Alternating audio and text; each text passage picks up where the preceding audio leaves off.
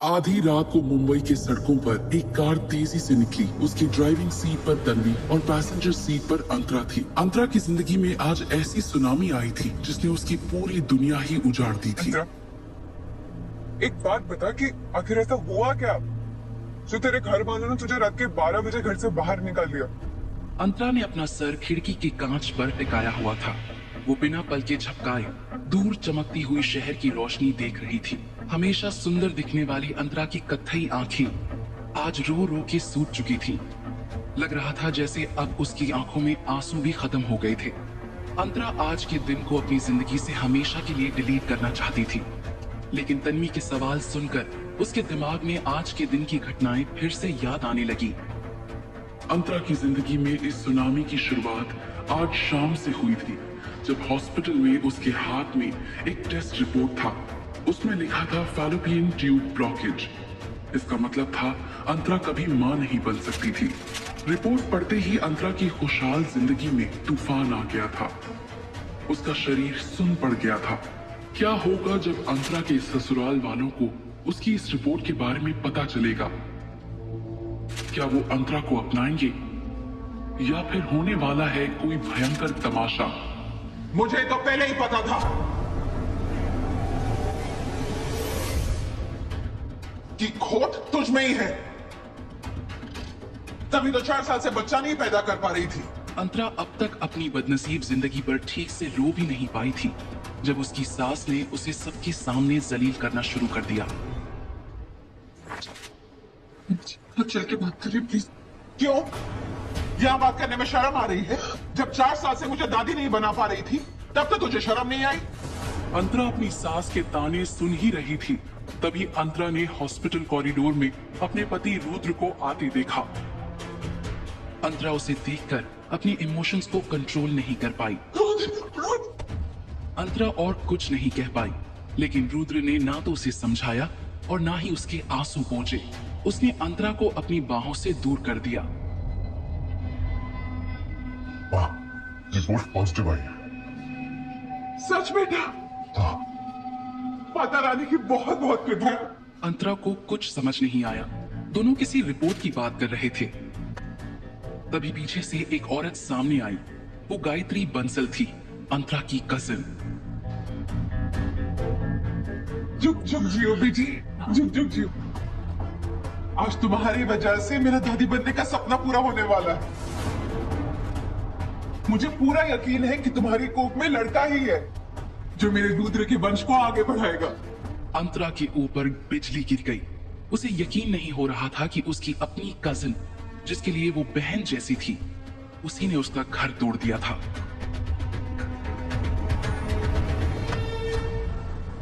खबरदार तुमने गायत्री को हाथ भी लगाया तो वो माँ है मेरे होने वाले बच्चे की। अंतरा के दिमाग में एक और धक्का लगा। रुद्र भी उसके लिए उतना ही जिम्मेदार था। तुम दोनों का वैर कब से चल रहा है? ये जानने का हक तुम्हें किसने दिया? हमारे परिवार के मामलों में दखल देने की जरूरत नहीं है। मैं आपके परिवार का हिस्सा नहीं। तू कभी हमारे परिवार का हिस्सा थी ही नहीं। वो तो मेरे ससुर जी ने जबरदस्ती तुझे मेरे रुद्र के गले बांध दिया था। मधु आहूजा की आवाज बढ़ती जा रही थी और उनके आसपास लोग जमा होने लगे थे। रुद्र आहूजा एक मल्टीनेशनल कंपनी का सीईओ है और वो इस तमाशे को और नहीं बढ़ाना चाहता था। हम लोग घर चलते हैं, गायत्री को आराम के साथ। हाँ बेटा। अंतरा के सारे सवाल अभी खत्म नहीं हुए थे, लेकिन उसने दुनिया के सामने अपना और अपने परिवार का तमाशा नहीं बनाया।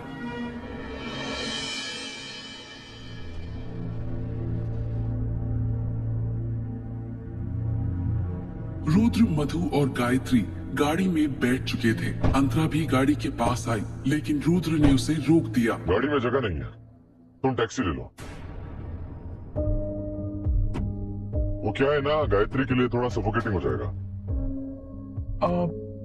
सॉरी अंतरा दीदी, वो क्या है ना, डॉक्टर ने कहा है कि प्रेगनेंसी की शुरुआत में थोड़ा रिस्की होता है और रुद्र कोई चांस नहीं लेना चाहते।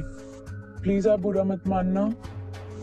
गायत्री की बात सुनकर अंतरा समझ चुकी थी कि रुद्र और उसकी सास मधु ने उसे ठुकराकर गायत्री को अपना लिया है। ये देखकर अंतरा को बड़ा धक्का लगा। अंतरा हॉस्पिटल के पार्किंग लॉट से बाहर आई। वो अपनी सास के साथ हॉस्पिटल आई थी, इसलिए उसके पास टैक्सी के पैसे नहीं थे। उस वजह से उसने घर की तरफ चलना शुरू कर दिया।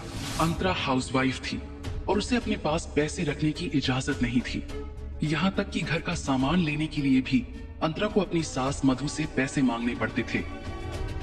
रुद्र को ये बात अच्छी तरह पता थी, फिर भी वो अंतरा को हॉस्पिटल में ऐसे ही छोड़कर चला गया था। पैदल चलकर 1 घंटे बाद अंतरा घर पहुंची। मधु और रुद्र को लगा था कि वो घर वापस नहीं आएगी, लेकिन अंतरा का उसके पति रुद्र के सिवा और कोई नहीं था।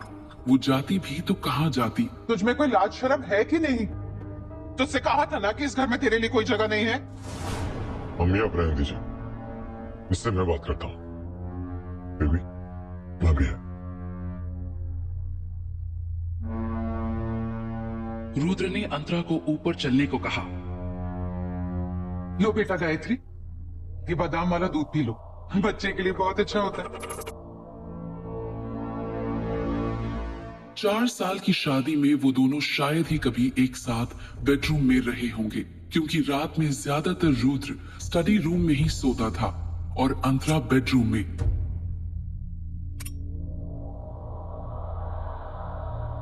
अपनी शर्तें बताओ। क्या? डिवोर्स करने के लिए तुम्हें कितने पैसे चाहिए?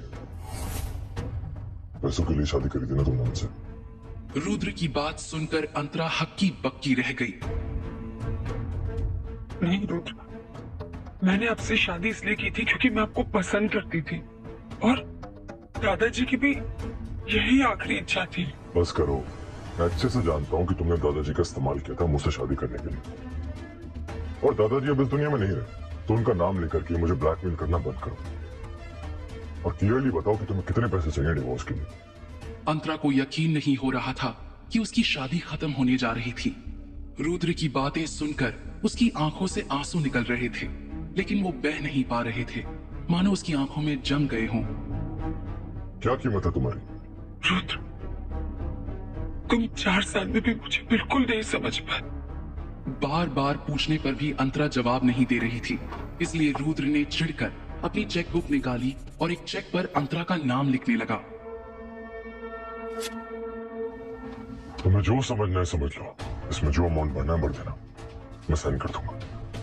और हाँ, कल फैमिली कोर्ट पहुंचाना, डिवोर्स का प्रोसीजर करना है।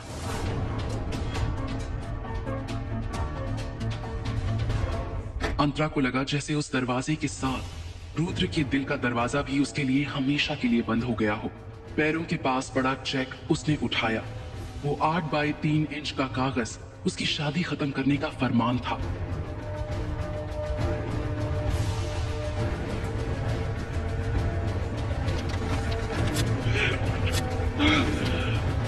अब तक रुके हुए उसके आंसू अब बहने लगे थे। वो फूट फूट कर रो पड़ी, मानो एक पल में उसकी जिंदगी बिखरती हुई दिख रही थी। कुछ देर बाद दरवाजा खुलने की आवाज आई। उसे लगा रुद्र आया होगा। वो रुद्र से IVF ट्रीटमेंट की बात करना चाहती थी, लेकिन गायत्री को कमरे के अंदर आते देख अंतरा का गुस्सा बढ़ गया, क्योंकि गायत्री ही थी जिसने उसका घर तोड़ा था। अंतरा का गुस्सा गायत्री पर फूटा और उसने कहा, तुम यहाँ से चली जाओ, मुझे तुमसे कोई बात नहीं करनी। अंतरा के जख्मों पर नमक छिड़कते हुए गायत्री ने कहा, मुझे रुद्र ने यहाँ भेजा है आराम करने के लिए। उसने कहा कि अब से ये बेडरूम मेरा और उसका है। तुमसे डिवोर्स होने के बाद वो मुझसे शादी कर लेगा। गायत्री की बात सुनकर अंतरा हैरानी से उसकी तरफ देखने लगी। दिखने में तो वो बिल्कुल पहले वाली गायत्री थी, लेकिन उसका रवैया और स्वभाव से लग रहा था कि वो कोई और ही है। इसमें इतना शौक होने की क्या बात है अंतरा? तुम्हारे ना तो खानदान का अता पता है, ना ही तुम ढंग से पढ़ी लिखी हो। तुम कभी भी रुद्र के लायक ही नहीं थी, इसलिए जल्दी से जल्दी तुम्हें रुद्र से दूर हो जाना चाहिए। भले मैं जैसी भी हूं, लेकिन जब तक मेरा डिवोर्स नहीं हो जाता मैं रुद्र की पत्नी ही कहलाऊंगी। और तुम चाहे जितनी भी पढ़ी लिखी क्यों ना हो, तुम रुद्र की रखेल ही कहलाओगी। अंतरा, एक वक्त था जब हम दोनों चौल में रहते थे और अब पाली हिल के इस बंगलों में रहते हैं, लेकिन तुम्हारी जुबान अब भी चौल वाली ही है। ऊपर के कमरे का माहौल गरमाया हुआ था, लेकिन उस बात का नीचे बैठे रुद्र और उसकी माँ मधु को पता नहीं था। रुद्र! तभी अचानक से उन्हें ऊपर से गायत्री की दर्द भरी चीख सुनाई देती है। रुद्र और मधु एकदम डर कर ऊपर की तरफ भागे। क्या हुआ था ऊपर के बेडरूम में? कहीं अंतरा और गायत्री के झगड़े ने कोई गंभीर मोड़ तो नहीं ले लिया था? जानने के लिए सुनते रहिए मिस्टर शैडो।